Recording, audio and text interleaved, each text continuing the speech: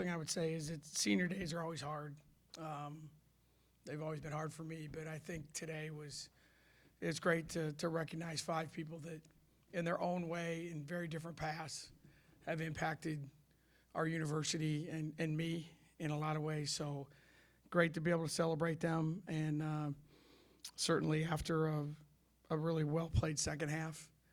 And, you know, the last thing I would say is I just really want to thank our fans. They were, not just today, obviously, all year they've really supported this team when, you know, sometimes we weren't ready for that support or we didn't earn it like we should, but I hope they enjoyed watching them. I hope they enjoyed getting to know them. And the last thing I told them before the game and at halftime and right after the game was, this is the last time in this building. You need to walk up the ramp and be able to have your eyes open, a smile on your face, and your heart full because of what you did today. And I think they did that. So great Big 12 regular season. We're done. We'll celebrate this today, and we'll find out tomorrow afternoon who we play and when. Now that the regular season is done, where do you look back and think, where do you look back and kind of compare to what you guys accomplished during this time versus what you thought you could accomplish? Yeah, I don't, you know, it's hard to say because, you know, if you say, oh, we did better than we thought, then it's not fair to the players. Or I don't know that anyone, you know, would have thought that this team's going to go 12-6 in our league and have the numbers that we had and do the things that we did. And I think, again, it's, you know, a good start, hit the, you know, I told them the regular season is like a book, and every chapter is a game. And sometimes the book is really easy to read and fun, and sometimes you got to grind through a book. But at the end, you remember the last chapter of the book and what did it mean to get you here. So I mean, we had, and again, I know the schedule's different, but, you know, and you don't compare, but we had a really good team last year. We won 11 conference games. This team won 12. You know, this team metrics are ridiculously high. We lost 2 home games to 2 great teams. We had some great wins. So I don't, you know, you always want more, but to be realistic, I think what this team accomplished was really special, and they should be very proud of it. What was your message at halftime, and what changed at the start of the third quarter when you guys went on that giant run? The message at halftime was a couple things, three simple things to me. One, everyone take a breath. You know, just calm down a little bit. I think we were a little wound up. You know, there's so much senior hype in last game and whatever. Secondly, we made a concerted effort to throw the ball into 55, a lot more than we did in the first half. And I would say third, AJ was back in the game.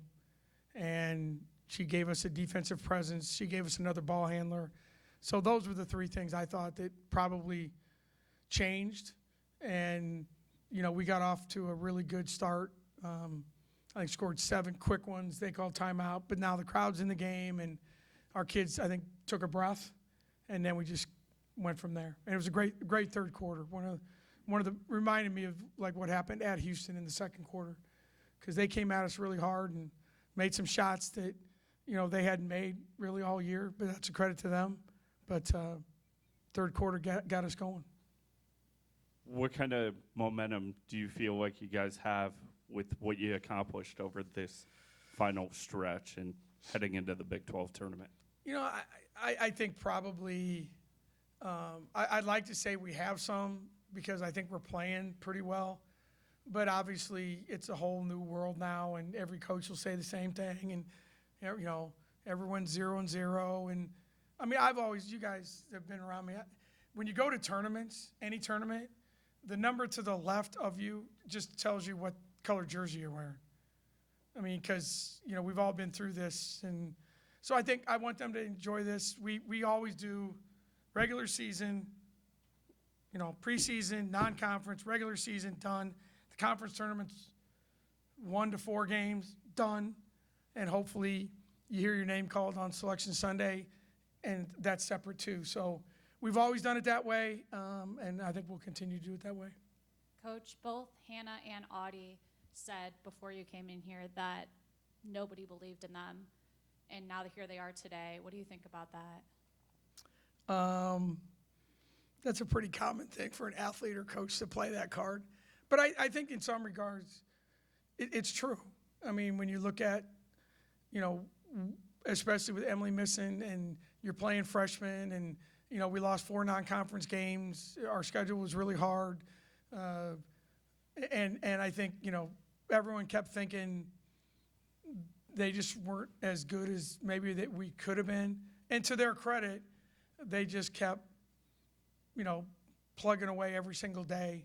And, we made a really concerted effort that these last 4 games, we had to really dig into this. And I will say, I don't know that anyone in there who would be honest, whether they believed him or not. I don't think anyone thought when you looked at our roster and the age of our roster that people thought Iowa State would be a good shot to get back into the tournament. So if that means didn't think they were good enough, whatever. And I think the uniqueness of it is freshmen and then Hannah coming from a completely different situation. So that's okay. If they think that, they better keep playing. Bill, I don't know if you've had a chance to speak with Andringa yet, but My head's still about ready to explode. the way I see it, and I could be wrong, it looks like you should have the 4, and whether you do or not.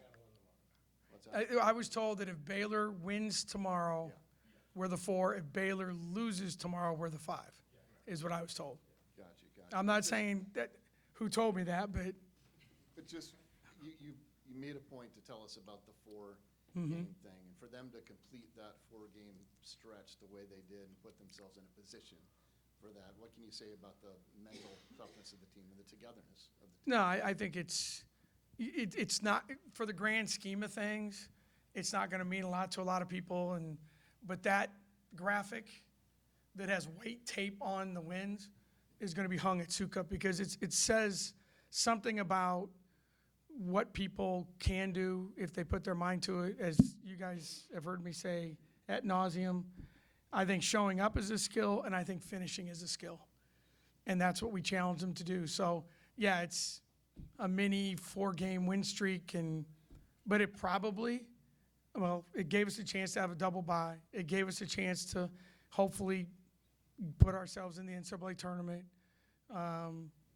And I think that says a lot about the makeup of them and how they go about it. And, the biggest thing is they're really good people that care about one another. And I think you can tell when you talk to them, they've been raised the right way. Their parents taught them how to do things and how to act. And, it's fun to be in this position and especially the seniors to go out the way they did. But yeah, those are moments and segments of the season that, yeah, it looked cool when we did it. And I told the staff, if this thing blows up, this could be really bad. But luckily, they took care of us. Coach, what was your and your staff and your players' reaction to when they got the news that Emily's coming back for next year? It's a great question. I don't know if I can put it into words, really. I think Emily's obviously a very talented basketball player who's been through a lot. But I think for me personally, and obviously what she's done for the team and the fans love to watch her play. But when you look up loyalty in the dictionary, Emily Ryan's picture is going to be there. And we live in a world where that doesn't exist. And for her to say she wants to do it with this group again, for her to do it, and I think the way she did it was exactly the way Emily Ryan would do it. No fanfare. She wanted it. She told Billy first that she wanted it done yesterday before the seniors. She didn't want to intrude on them at all. But I've coached a lot of really good players and a lot of amazing people. And I don't know that there's been any of them that mean more to Iowa State and to me, given all the things that this group's gone through, than Emily Ryan. And it'll be fun to have her back next year. And knowing, obviously, the impact that you just talked about, does that give you and your staff a little bit more pep in the step, a little bit more momentum, going into March and kind of overall here? Yeah, I mean, you hope so. I mean, obviously she's playing pretty well, but I think the biggest thing is now and they've all played in these things, and this is they call it madness for a reason. Now you're in you win or you go home. We're in 2 of those now, hopefully. And, last year we went to Kansas City and played 3 great games and stayed there a long time and enjoyed everything about the city and won. Then we go to the NCAA tournament and you're one and done. So they've all played in those things, when they're trying to win a state championship or whatever. There's no more, hey, we'll come back and we'll play tomorrow. There's seniors' careers that are ending. They'll never be in a locker room with the same people that they are now. And for some of our players, this is the best it's ever going to be. And you can't replicate that just by saying, well, we got returning players and Emily Ryan. There's things that are missing. And the 3 managers, are a huge part of that. And, life changes. And so I just want them to understand that. And we'll go to Kansas City and look forward to the challenge there. But I hope that, we all of us, me and the worst, it's always like, well, what's next? What's next? Who are you playing? Like, I just want them to take a breath and say, man, what we did in the regular season was pretty damn impressive. And I think they deserve to feel that way.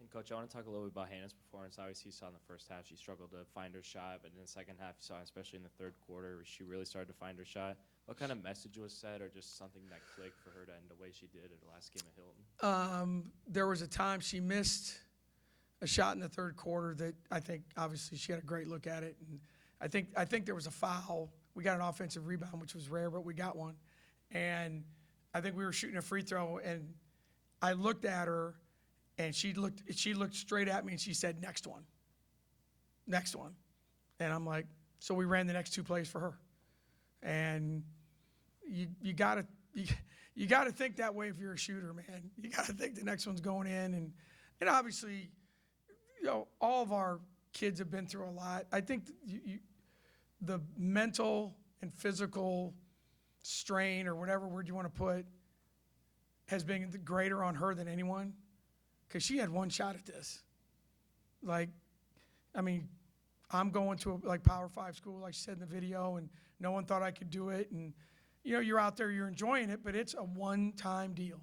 There's no next year, there's no next game kind of scenario. So I think she was a little tight early, but, it was just keep feeding it to her. And, I've been coaching long enough where you can tell a look in someone's eye, like, oh, you know what, this isn't my night, or a look like that, like, you better call the next damn play for me. And that's how she operates. So nice to see her knock in a couple, and you can tell how much she means to her teammates by the way they reacted when she made a couple. Bill, kind of expanding off that question, just what type of an impact did Hannah have this season with the uniqueness of her role? Obviously, we're nowhere near where we are today without her. And I think, to come into a completely new situation and show up as a 22-year-old, the freshmen, we've all talked about that forever. They're all tight. She walks into a new team. She breaks her hand in the summer. She's fallen behind. And, it took her a while to get her rhythm, but I think she's had a phenomenal season. And my thing, to be honest with you, I really hope that when she walked up that ramp today, she really thought this was one of the best decisions I've ever made. And if that's the case, then we did our job. But no way this team is even sniffing the NCAA tournament without Hannah Bellinger. No way. Thank you, everyone. Appreciate your time today.